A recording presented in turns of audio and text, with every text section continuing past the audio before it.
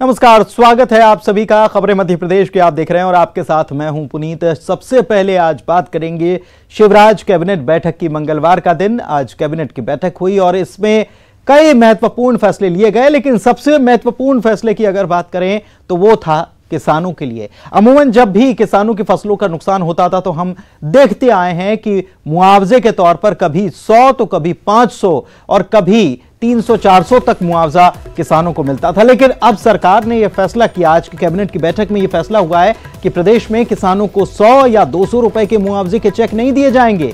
Cabinet ने राजस्व पुस्तिका के प्रावधान में संशोधन किया है और यह फैसला कर लिया कि अब किसानों को कम से कम मिनिमम 5,000 रुपए का मुआवजा दिया जाएगा। नुकसान होता है तो कम से कम 5,000 रुपए का मुआवजा तो मिलेगा सरकार की तरफ से। खास बात यह है कि यह मुआवजा कितने भी नुकसान होने पर दिया जाएगा, यानी कि अगर किसी किसान के खेत में कोई भी प्राकृतिक आपदा होती है और कुछ नुकसान, थोड़ा भी अगर नुकसान होता है फसल को, तो कम से कम मुआवजे के तौर पर 5,000 रुपए तो जरूर मिलेंगे ही मिलेंगे। हालांकि इसके लिए शर्त एक रखी गई है और शर्त सामान्य सी शर्त है कि किसान का बैंक खाता होना अनिवार्य रहेगा। इसके साथ ही राजस्व पुस्तिका के प्रावधान में एक और संशोधन किया गया है, जिसके तहत अब किसानों को मुआवजा प्राकृतिक आपदा के साथ साथ वन्य प्राणियों की वजह से जो फसलों को नुकसान हो जाता है इस पर भी दिया जाएगा। नीमच और मंदसौर के किसान खासे परेशान रहते हैं इसको लेकर, क्योंकि नीलगाय जो है वहां फसलों को कई बार नष्ट कर देती है, तो इस पर भी अब नुकसान होता है फसलों का, तो इस पर भी मुआवजा दिया जाएगा। यह भी सरकार ने फैसला ले लिया है। इसके साथ ही हरबा खेड़ी में सिंचाई परियोजना को मंजूरी दी गई है, जिसकी लागत करीब 93.75 करोड़ रुपए होगी। कैबिनेट में आदिम जाति कल्याण विभाग का नाम जनजातीय कार्य विभाग करने पर मुहर लगी है। कैबिनेट में जल जीवन मिशन का प्रेजेंटेशन भी दिया गया और इस मिशन के तहत हर घर में पीने का पानी उपलब्ध कराया जाएगा। 50,000 करोड़ रुपए इस प्रोजेक्ट पर खर्च किए जाएंगे। 2023 तक यह प्रोजेक्ट पूरा करने का लक्ष्य रखा गया है। और इसके साथ ही कैबिनेट में माफिया के खिलाफ अभियान, चिटफंड कंपनियों के खिलाफ कार्रवाई पर बातचीत हुई है। बैठक में धर्म स्वातंत्र विधेयक का अनुमोदन किया गया। यह विधेयक विधानसभा के आने वाले बजट सत्र में इसे पेश किया जाएगा।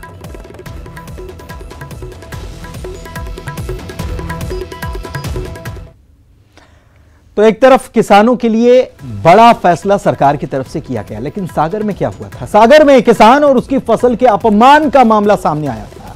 घटना प्रदेश के राजस्व और परिवहन मंत्री गोविंद सिंह राजपूत के सुर्खी विधानसभा क्षेत्र के जैसीनगर तहसील कार्यालय की ही है। सोमवार को पाले से खराब हुई फसल के सर्वे की मांग को लेकर कुछ किसान तहसील दफ्तर पहुंचे थे। किसानों से बात करने आए नायब तहसीलदार LP अहिरवार फर्श पर पड़ी गेहूं की बालियां देखकर भड़क गए। उन्होंने कहा कि यह कचरा यहां क्यों फैला रखा है। वहीं किसानों ने नायब तहसीलदार पर अभद्रता करने के भी आरोप लगाए। ये देखिए तस्वीरें भी। इस घटना पर मंत्री गोविंद सिंह राजपूत ने नायब तहसीलदार को हटाने के निर्देश दिए। इस मामले को लेकर कांग्रेस ने निशाना साधा और नायब तहसीलदार को हटाने के निर्देश को नाकाफी बताया। आंदोलन की चेतावनी भी। भाई पांव पकड़ क्या मतलब है? सीधे खड़े हो ना। चलो सीधे हो जाओ। क्या कह रहे हैं?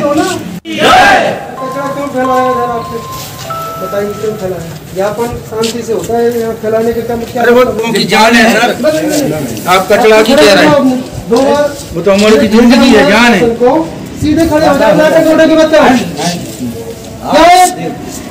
भाई पांव पकड़ क्या मतलब है? सीधे खड़े हो ना। चलो सीधे हो जाओ। क्या कह रहे हैं? एक शिकायत हमारे विधानसभा क्षेत्र में ही आज कल हुई है।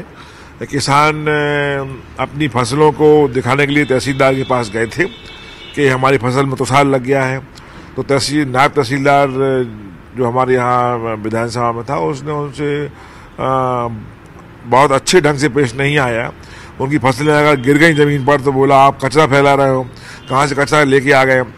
उसको किसान को धक्का भी दे दिया। तो मेरा ये सोचना है कि किसी भी अधिकारी कर्मचारी को ये अधिकार नहीं होता है कि आप अपने आचरण के विरुद्ध काम करो, किसी की ना सुनो, किसी को धक्का मुक्की करो। ये आपके आचरण के विरुद्ध है। इसलिए मैंने आज जो मेरे संज्ञान में आया, मैंने कलेक्टर सागर को निर्देश दिए हैं कि तत्काल प्रभाव से वो नायब तहसीलदार को वहां से हटाया जाए।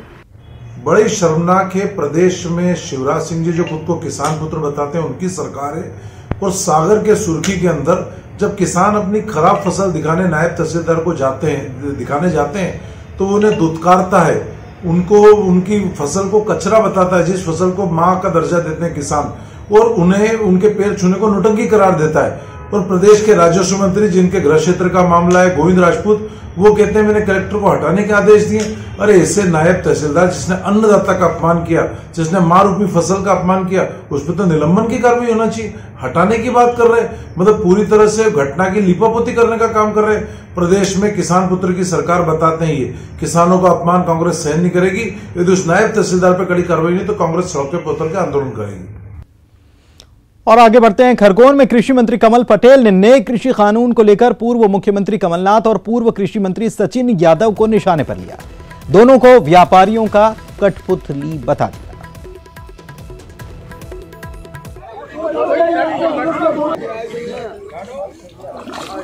पार्टी की सरकार जो कहते हैं वो करते हैं। हम कहते हैं हम किसानों की सरकार, हम किसान के बेटे, पहले किसान है बाद में मंत्री है, इसलिए हमने किसानों के हित में निर्णय लिया है। अब मैं पूछना चाहता हूँ कि कमलनाथ जी, सचिन यादव ये कहते हैं हम किसान हितैषी हैं, पिछली बार इनकी सरकार थी, क्यों नहीं खरीदा मार्च में? किसने रोका था? प्रश्नार्थक ने। तो ये काहे के किसान हितैषी? ये व्यापारी और बिचौली और उद्योगपतियों की कठपुतली, उनसे पैसे लेके काम करते हैं। इधर भोपाल में कृषि कानून के विरोध में कांग्रेस ने प्रदर्शन किया। जोरदार प्रदर्शन देखने को मिला। लिंक रोड पर कांग्रेस कार्यकर्ताओं ने मार्च किया था, लेकिन पुलिस ने इन्हें रोक लिया। दरअसल ये लोग राजभवन जाने के लिए अड़ गए थे। इसको देखते हुए भारी संख्या में पुलिस बल की यहां पर तैनाती की गई।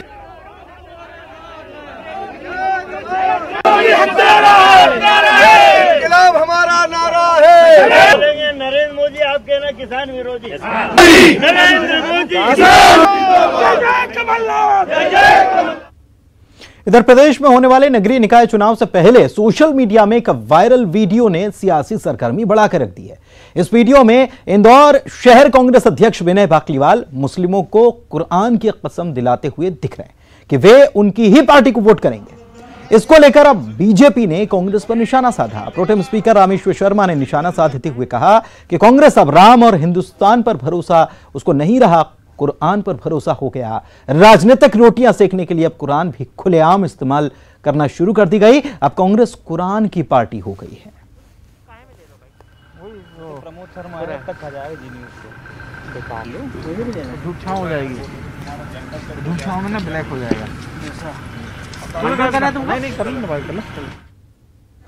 कांग्रेस पार्टी जिसको भी पार्षद की टिकट देगी, पांचों में जिसको भी पार्षद का टिकट देगी, सही बात है, जिसको भी टिकट देगी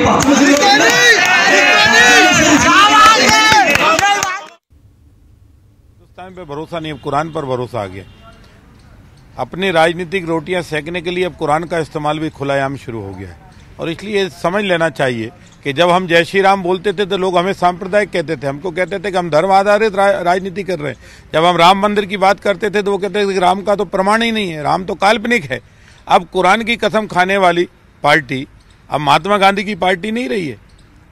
अब ये पार्टी जो है नेताजी सुभाष चंद्र बोस की पार्टी नहीं रही, अब ये कुरान की पार्टी हो गई। कुरान की कसम खा रहा है। सड़क बिजली नहीं देगी साहब ये पार्टी जन समस्याओं का समाधान नहीं करेगी। कुरान की कसम, कुरान पे हाथ रखकर कसम खाएगी कि हाँ कांग्रेस को हम वोट देंगे, हम कुरान के आधार पर चलेंगे। तो अब ये कुरान की कांग्रेस हो गई, अब ये हिंदुस्तान और राम की कांग्रेस नहीं रही। 2023 के विधानसभा चुनाव से पहले एमपी में कांग्रेस नए तेवर नए अंदाज की तैयारी में है। मध्य प्रदेश कांग्रेस का आज सोशल मीडिया कैंपेन लॉन्च कर दिया गया, जिसमें अगले 3 महीने में 5 लाख वॉरियर्स रिक्रूट किए जाएंगे। इनमें 50,000 वो पदाधिकारी होंगे जिन्हें मजबूत ट्रेनिंग के बाद जिला, राज्य और राष्ट्रीय स्तर पर पदाधिकारी बनाया जाएगा। इनमें से हर पदाधिकारी आगे 10 वॉरियर्स की टीम तैयार करेगा। कांग्रेस युवाओं को मिस्ड कॉल के जरिए सोशल मीडिया से जोड़ेगी। कांग्रेस के ज्वाइन सोशल मीडिया कैंपेन के जवाब में बीजेपी ने हर बूथ पर सोशल मीडिया प्रभारी नियुक्त करने का प्लान बनाया है। 2023 के चुनाव से पहले 3.5 लाख सोशल मीडिया प्रभारी बीजेपी तैनात करेगी। फिलहाल 75,000 बूथ सोशल मीडिया प्रभारी हैं। और सोशल मीडिया पर कौन ज्यादा मजबूत, इस सवाल पर आए तो बीजेपी आगे दिखाई देती है। बीजेपी के फॉलोअर्स की संख्या 1.53 करोड़ है, तो कांग्रेस के फॉलोअर्स की संख्या 75 लाख के करीब है। पूरे देश में, पूरे विश्व में सोशल मीडिया सबसे ज्यादा महत्वपूर्ण हो गया है। आपका 50% चुनाव तो सोशल मीडिया के माध्यम से आगे बढ़ जाता है। इसलिए जमीन पे भी हम हैं और सोशल मीडिया को और परिपक्व बनाने की जरूरत है। और चलिए बात करेंगे पुस्तकालय पर पॉलिटिक्स की। भोपाल में शीतल प्रसाद तिवारी पुस्तकालय के उद्घाटन के दौरान बीजेपी और कांग्रेस के कार्यकर्ताओं में टकराव की नौबत आ गई। दोनों दलों के कार्यकर्ताओं ने जमकर नारेबाजी भी की। इस पुस्तकालय के उद्घाटन के लिए मंत्री भूपेंद्र सिंह और पूर्व मंत्री पीसी शर्मा भी पहुंचे हुए थे, लेकिन माहौल यहां पर बिगड़ गया और इतना बिगड़ा कि पुलिस यहां डंडे चलाते नजर आए। कांग्रेस पार्षद को दरअसल निमंत्रण न देने पर पीसी शर्मा ने नाराजगी जताई। हंगामे के बाद नाराज पीसी शर्मा ने कहा कि पुस्तकालय पर भी बीजेपी राजनीति कर रही है। पीसी शर्मा ने निगम कमिश्नर को चाटुकार कह दिया। इस दौरान हंगामे पर काबू पाने के लिए पुलिस ने मोर्चा संभाला और डंडे भी फटकारने शुरू कर। यहाँ लोगों को लेके आए, नारेबाजी करा रहे। हमने कहा ये लोगों को मारा, लाठीचार्ज हो रहा है, लोगों को मार रहे हैं, लाठीचार्ज हो रहा है, ये चलेगा ये? अरे ये पंडित शीतल प्रसाद तिवारी के नाम से पुस्तकालय है, पुस्तकालय में राजनीति। अरे तुम चुनाव हार चुके, ये अपने आप में एहसान लेके आओ, एहसास लेके आओ। और जिस तरह का ये मामला हुआ है, हम नगर निगम का घेराव भी करेंगे पूरी ताकत से। इधर इंदौर उज्जैन रेल मार्ग दोहरीकरण के बजट पर सियासत तेज हो गई है। रेल मार्ग दोहरीकरण के लिए बजट जो आवंटित हुआ, इसमें मात्र 1000 रुपए का आवंटन किया गया है। 1000 रुपए से रेल की पटरियों का दोहरीकरण किया जाएगा, डबल किया जाएगा, 1000 रुपए मात्र। कांग्रेस के प्रदेश सचिव राकेश सिंह यादव ने कहा है कि यह बड़ी हास्यास्पद स्थिति है। इतनी बड़ी परियोजना और मात्र 1000 रुपए स्वीकृत किए गए। सांसद शंकर ललवानी इसे रेलवे के अधिकारियों की चूक बता रहे हैं। उनका कहना है कि जब उन्होंने रेलवे के अधिकारियों से बात की तो उन्होंने इसे अपनी त्रुटि मान लिया। दोहरीकरण का काम बंद नहीं होने दिया जाएगा, ये तो कहा गया, लेकिन है क्या, स्थिति क्या है? उन्होंने कहा है कि वे खुद देवास और उज्जैन के सांसदों के साथ जाकर रेल मंत्री से बात भी करेंगे, लेकिन अभी स्थिति यह है कि ठेकेदार ने दोहरीकरण के काम को बंद कर रखा है। अधिकारियों के मुताबिक बजट नहीं मिलने की वजह से यह स्थिति बनी है।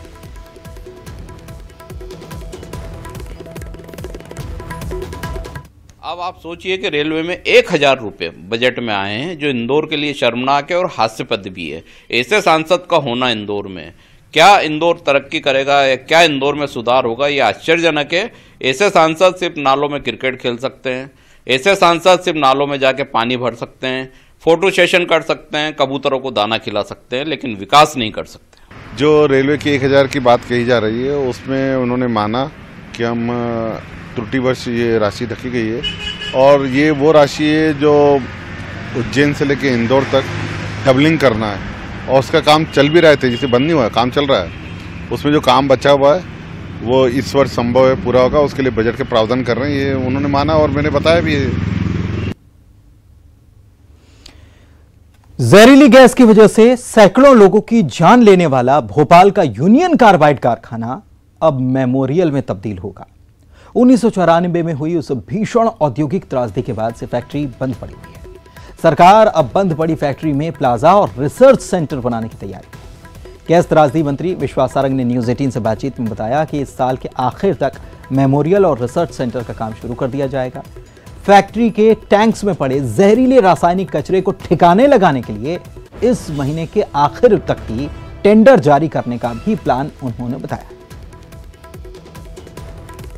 एकड़ जमीन है जिसमें यूनियन कार्बाइड संचालित होती थी, इतने सालों से वो जमीन बेकार पड़ी है। हमने निर्णय लिया है मुख्यमंत्री जी के निर्देश पर कि वहां हम मेमोरियल बनाएंगे और एक ऐसा मेमोरियल जो कि पूरी दुनिया को संदेश देगा कि हम सब भौतिकवाद के इस अनाधुंध आपाधापी में औद्योगिकीकरण को ऐसा कुछ ना करें कि हमारी मानव संस्कृति पर ही प्रश्न चिन्ह लग जाए।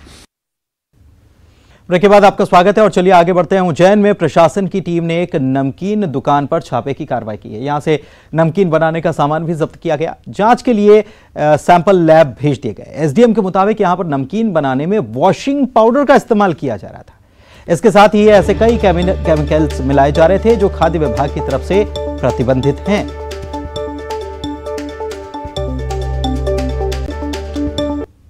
तो सैंपल लिए गए हैं और ये तस्वीर हम आपको दिखा रहे हैं। ये नकली पर प्रशासन ने नकेल कसी है और नमकीन की ये दुकान, बल्कि आप ये कह सकते हैं कि नमकीन का ये कारखाना है छोटा सा, और यहां पर वॉशिंग पाउडर का इस्तेमाल हो रहा था। जिस पर नकेल कसने का काम किया गया और सैंपल लिए गए। नमकीन जो कि उज्जैन, इंदौर, रतलाम, पूरे मालवा क्षेत्र में वहां के लोग बहुतायत में काफी संख्या में लोग उनके दिनचर्या में है ये शामिल। और ये इसमें वॉशिंग पाउडर का इस्तेमाल कितना खतरनाक ही हो सकता है, इसे समझा जा सकता है। इस तरह से काफी सारी अनियमितता यहाँ पे मिली है, जिसपे खाद्य सुरक्षा विभाग के अधिकारियों ने कार्रवाई की और इस प्रतिष्ठान को अभी ये लोग जब्त करके अग्रिम आवश्यक कार्रवाई करेंगे। और भोपाल से बड़ी खबर आपको बता देते हैं, पुरानी जेल से कैदी फरार हो गया। सजायाफ्ता कैदी था जो भाग निकला। धोखाधड़ी के मामले में यह जेल में बंद था। अरेरा हिल्स थाने में यह मामला दर्ज कर लिया गया और पुलिस उसकी तलाश करने में जुटी हुई है। लापरवाही जो बरती गई है इस मामले में जेल कर्मी सस्पेंड किए जाएंगे। जेल कर्मी मान सिंह जामोद और महेंद्र सरेराम सस्पेंड हो सकते हैं। जेल के मेन गेट से ही यह फरार हुआ है और इसका नाम लक्ष्मण बताया जा रहा। मेन गेट से ही भाग निकला पुरानी जेल से। राजधानी भोपाल में जेल की सुरक्षा कैसी है, ये सवाल खड़े हो रहे हैं, क्योंकि ये बड़ी खबर ये है कि पुरानी जेल से कैदी, सजायाफ्ता कैदी फरार हो जाता है। धोखाधड़ी के मामले में ये जेल में बंद था, सजा काट रहा था।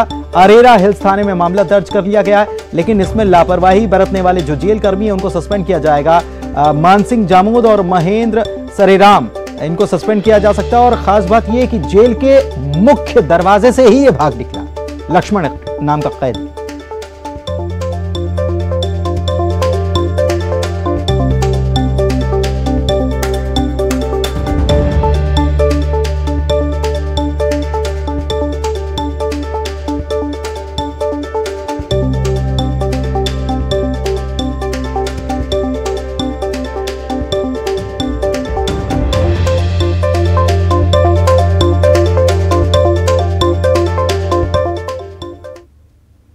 जबलपुर में हनी ट्रैप के जाल में एक बड़ा वर्ग फंसता हुआ नजर आ रहा है। हनी के जाल में फंसाने वाली गैंग एनसीआर की बताई जा रही है, जो युवाओं को अनजान नंबर से फोन करके पहले दोस्ती करती, वीडियो कॉल के जरिए नजदीकियां बढ़ाती और उसके बाद प्यार के जाल में फंसाकर उनके पर्सनल वीडियो रिकॉर्ड कर लेती और फिर शुरू होता ब्लैकमेलिंग का खेल।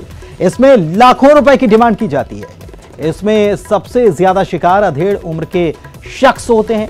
शिकायत के बाद साइबर सेल जांच में जुटी है और लोगों से भी अपील कर रही है कि किसी भी अनजान वीडियो को पिक न करें, अटेंड न करें।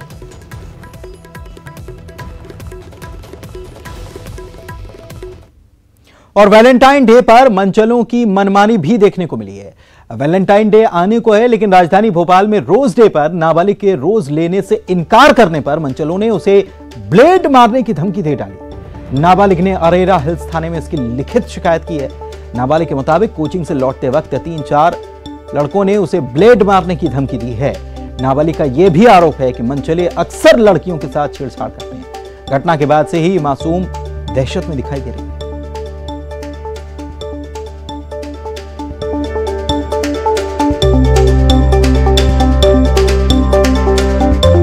मैं भोपाल की रहने वाली हूँ। कल मैं कोचिंग से आ रही थी तो कुछ लड़के मेरे साथ साथ चल के बोल रहे थे कि फूल ले लो नहीं तो ब्लेड मार देंगे। उनमें से मैं एक का नाम जानती हूँ, जिसका नाम है अंकित। मैं बहुत डरी हुई हूँ, उसके पहले भी वो मेरे साथ ऐसा हरकत कर चुके हैं। इधर उज्जैन में बाबा महाकाल के मंदिर में कोरोना काल के दौरान भस्मा आरती दर्शन, गर्भगृह में प्रवेश और पूजन सामग्री के चढ़ावे पर प्रतिबंध लगा हुआ था। लेकिन अच्छी खबर ये कि ये सब प्रतिबंध शिवरात्रि के बाद, महाशिवरात्रि के बाद समाप्त हो जाए। मंदिर समिति की बैठक में यह फैसला लिया गया, आने वाली शिवरात्रि के बाद भस्म आरती में श्रद्धालुओं को प्रवेश मिलना शुरू हो जाएगा। महाशिवरात्रि के बाद मंदिर समिति ने एक और बड़ा फैसला लिया है, जिसमें फॉरेन करेंसी अकाउंट खोलने का फैसला किया गया है। विदेशों से आने वाले दान के लिए यह अकाउंट खोला जाएगा। इसके साथ ही आज से ही श्रद्धालुओं के प्रवेश का वक्त भी बढ़ा दिया गया। सुबह 6 बजे से रात 10:15 बजे तक ये समय कर दिया।